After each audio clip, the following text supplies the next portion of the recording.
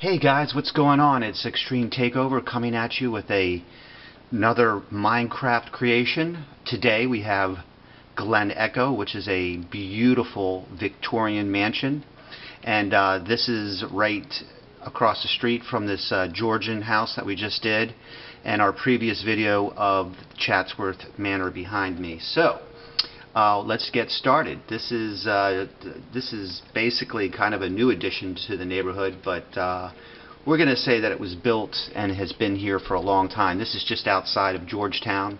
So that's the little yellow house over there, and this is the big yellow house.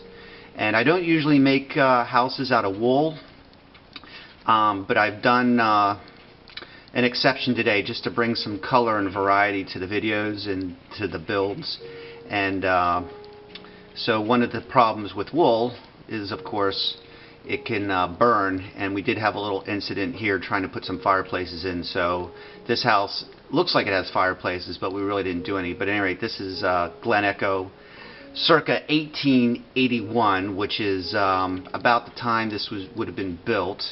Outside of Georgetown, and one of the older houses in this beautiful little suburban area. So we're just going to walk on down and just kind of take it all in. I like building beautiful, pretty houses that are large, and I think this kind of fits the mold. This is definitely I think it's about 6 or 7 bedrooms, whole bunch of bathrooms.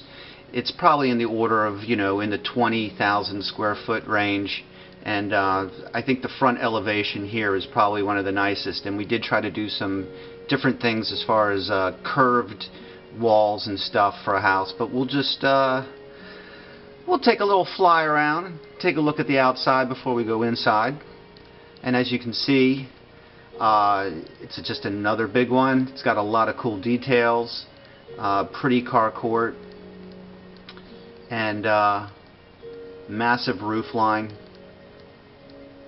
I think the yellow wool came out really nice. It's almost kind of looks like brick painted, or possibly from a distance a little bit of stucco maybe. It certainly doesn't look like wood, but it could be painted wood. Who knows? But again, this is the this is like, I guess you could call it the back side, but also it kind of looks like a front. And the way I'm saying this was probably built in 1881, and they added on a huge addition, probably doubling the size of the house. And I'll kind of show you where the original house started and where it ended and where the addition would be. This is kind of a neat little element here, this third floor outdoor veranda. Yeah, so you can see for miles. And the reason you can see so well from here is because this is literally the end of the world. So we're right up against the edge. So there's nothing on this side. It's all on this side. So as we go back, we'll come back around to the front. And as you can see, it's got these turrets, which is very Victorian, and I think they came out pretty well. I mean, I was trying to make them as round as possible, but not make them too big, because if I wanted to make them perfectly round, I'd have to go much, much bigger. And I think this is big enough. In fact, again, like getting towards the end of the build, I was physically getting exhausted. It's a lot of work, although I've been getting quick at building. This is, they still take a little bit of time, and this doesn't have the bells and whistles like the other build, like Brown Hill, which had the hockey rink and the 20-car garage and the fancy everything. This is just a simple, beautiful house. So when we go in, you're just going to see this. It just really just lays out very nicely. I think the staircase hits you just perfectly, and it looks like it has rug going up the middle, and it's backlit.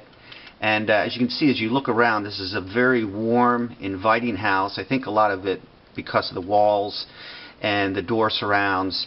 And I just wanted to make kind of a cozy, warm house that looks nice. And we'll just start over here. So this is supposed to be my attempt at a Persian rug. Obviously, this doesn't look Persian at all. So I may have to go quite bigger to get the full effect. But this is one of the rooms in the turret, and this is just kind of like a room that some people could come in and just hang out when you come to the house. And this room over here is just more like a living room, parlor area. And then through here, this is the garage area. Out to the garage. I'm kind of famous for making these drive-through carports. It's kind of like something I like to do. I've done it on several builds. These are cubbies. So, you know, when you come in from the garage area, you can hang your coats and stuff. And I didn't put any names on there, so you have to fill in the blank. This is a little seat, and then this is a bathroom. Something where it's like a half bath where people can just you know, come in and do their business when they come into the house. And then back here is actually, this is like a closet, big lit up walk-in closet. And then over here is probably, again, one of my favorite rooms. These offices are coming out really well. This is like paneled, and you can see you've got bookshelf. And the desk, I didn't really put anything on the desk. I should have this time, but I didn't. And of course we have the safe. So that's where we keep the family jewels. And this is, again, the elevation that kind of backs up to the edge of the world. So let's go through. This is a middle courtyard area, and this, I've been wanting to do this. You know, just kind of like have an internal courtyard that's completely surrounded, and we put a tree in here. This is just a nice little outdoor area that you can come out and hang out, but there's no furniture. Okay, so this is a walk-through area. This is kind of a neat table. It's kind of lit up from the bottom at night, or when it's dark out, it really looks good. And again, that's the carport in Georgetown beyond there. That's our atrium area, and we're coming into what I think is one of the nicest family rooms I've done. This is just massive. It's kind of a family room kitchen, and this is what you'd see, you know, in a more modern house. And again, we're saying that this house is from 1881, but pretty much from the middle of these rooms back is what we'd call an addition. And what we'll do is we'll hit the dining room since we're right here. This is the other side, and kind of doing things differently in the dining room since we've done so many dining rooms before.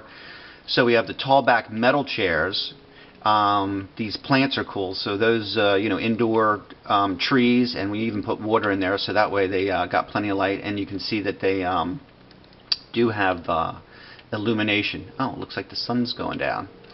And again, more lamps on pedestals. So we'll come back into this area. And don't worry, we're going to see the kitchen. I'm just kind of working more way around. Young lady helped me with this pool table room. We didn't go over the top here, but I thought this was kind of a neat where you have these seats in the bays. And again,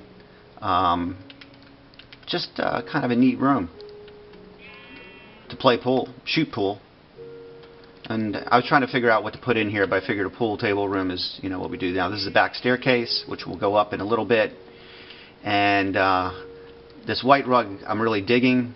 This table and the blue couches, clean, just kind of inviting with the coffered ceiling. Came out nice. And then this is kitchen. It's big. Used wood cabinets this time, so I didn't use the text package, but I just wanted to do something a little bit different. So this is the eat-in kitchen, shelves, and it looks like we may have to put a bed down here, and we'll probably do that when we take a break. So this is pretty much the extent of the kitchen, and you can see how big it is. And we have our cakes, and little TV.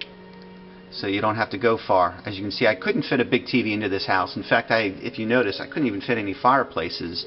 Ironically, there was I ended up not having any room, but I did put a fireplace somewhere, and it started burning down the house. And for some reason, I have trouble. I know you need to do 2 or 3 blocks of separation, and I probably just didn't go as far as I needed to. So this is a back pantry area where you have all the glasses and bottles and stuff, and then this works its way into a laundry room with cool lighting. And this is really cool. This is the music room, and I did a stand-up piano this time.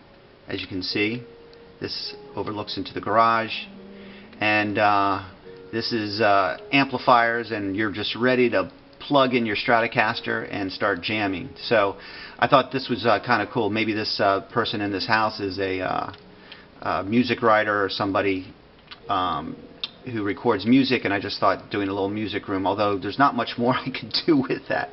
I think we're going to end here, and we're going to go on to part 2. So I'll just sit right here, and we'll see you in a minute.